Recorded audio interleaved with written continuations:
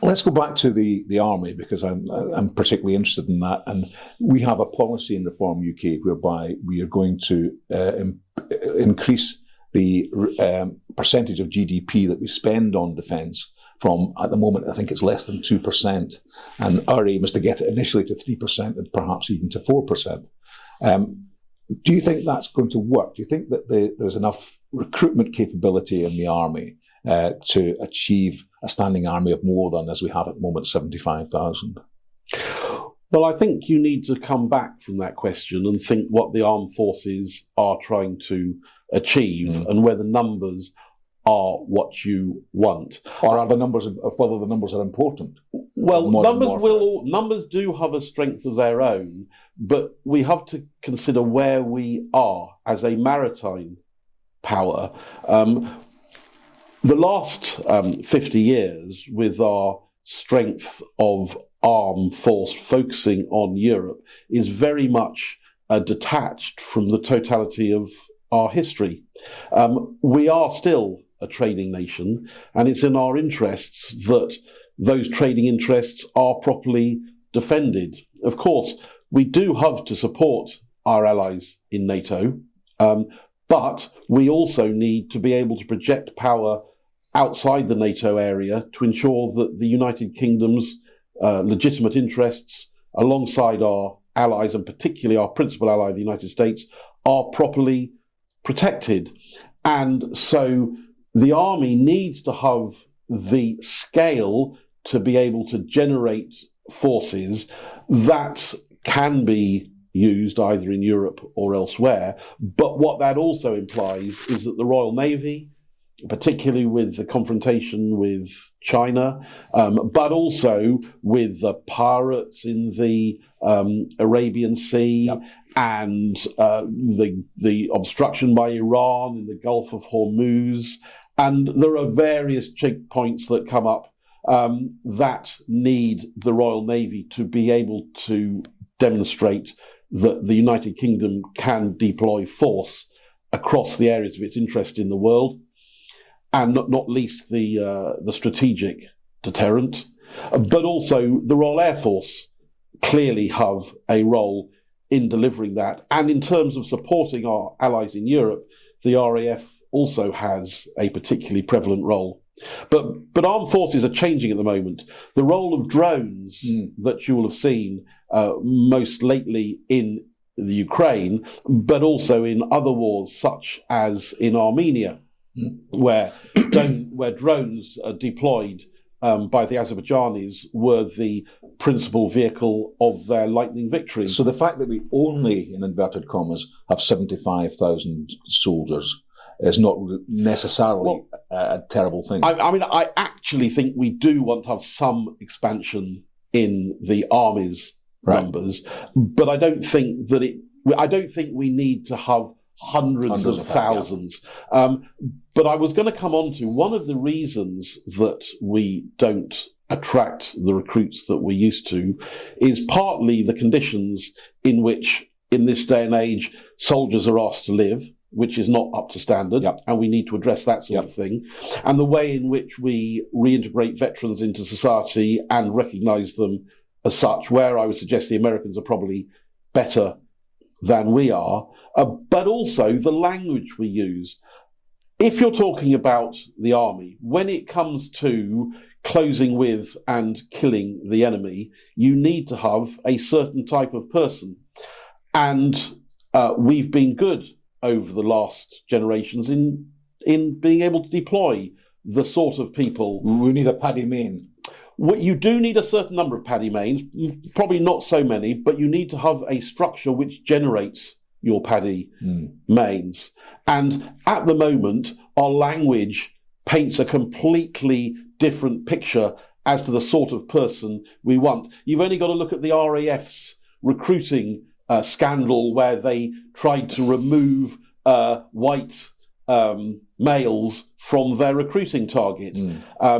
The army is not immune, and the armed forces more generally are not immune from DEI. No. And I think that the generals and admirals and air marshals are not quite as, but many of them are some way down the same route that we see so many of our senior officials. Let me put something that's maybe a little bit more controversial to you, in that my view is that by the time kids have come through school, university, probably not, whatever, but by the time they get to the age of 18 and you may want to recruit them into the armed forces, we're not going to do it because they've already had so much shoved down their throats in terms of the what a terrible country this is. Why would any of them want to fight for it? Well, we do need to rectify that situation, and that's somewhere that Reform UK will speak strongly to people.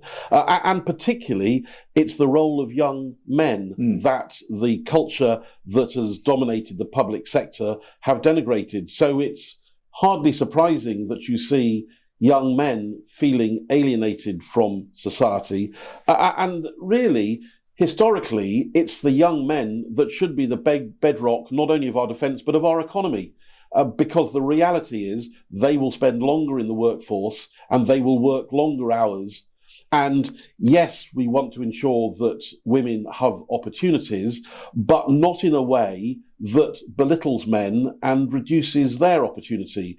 It also goes to the whole question about the family structure, the way in which so many young boys are in households that don't have a male in it, and preferably their natural father. And one of those policies that particularly attracts me to Reform, that you will see in the contract, is the emphasis on providing greater support for families to encourage, at the moment, taxation, benefits, the education system. They all push the legal system, the divorce laws. These are all custom made to undermine families. Now, that's not to say you can force two people who don't want to stay together, and that's not what I'm suggesting. But where the state puts its incentives should be to encourage family units to get together and remain together, not least because that is the very best thing for children. And all the studies show that where you have families that have stayed together, the outcomes for children are significantly better. And that is something government should be encouraging, not undermining. Absolutely, I agree with that. But do you think, in general, we talked last week about the lack of patriotism that's generally felt now by comparison with how it was, say, in 1940. Do you think that there are actually enough kids out there who would be prepared to pick up a rifle, go into war, and potentially die for their country? Well, I'm more optimistic than you are, although I think that the government and the establishment is doing its best to undermine it. If you cast your mind back to, I forget, it was 35 or 36, when the Oxford Union debated the question as to this House would not take up arms to defend Britain, which motion passed. So that sort of thought is not new. And yet when we came to a war with Hitler and the rightness of our cause was apparent to the population, those that chose not to were a vanishingly small minority. Now, the problem we have at the moment is we have allowed fractures to develop within our society, where there are elements of our society that do not conform with the mainstream views of society.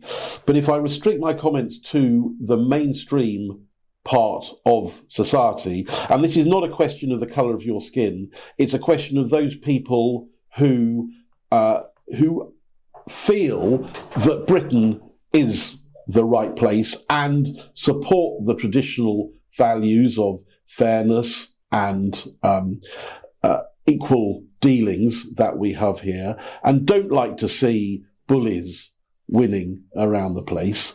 Those sorts of people I think will step forward. I meet a lot of young people, and I am always impressed. If I listen to what I hear on the media about young people, and I took that as gospel, I'd be a lot more depressed than I am when I meet actual young people. Well, I'm very glad to hear that, Nick, and that cheers me up no end, because that's, as you say, not the impression that we're getting from mainstream media, is it? Well, those elements of our society, I mean, the bedrock of the armed forces were the traditional working class. They provided the numbers. Yeah. And not that other people didn't step forward, but in terms of the numbers, that's where it came from.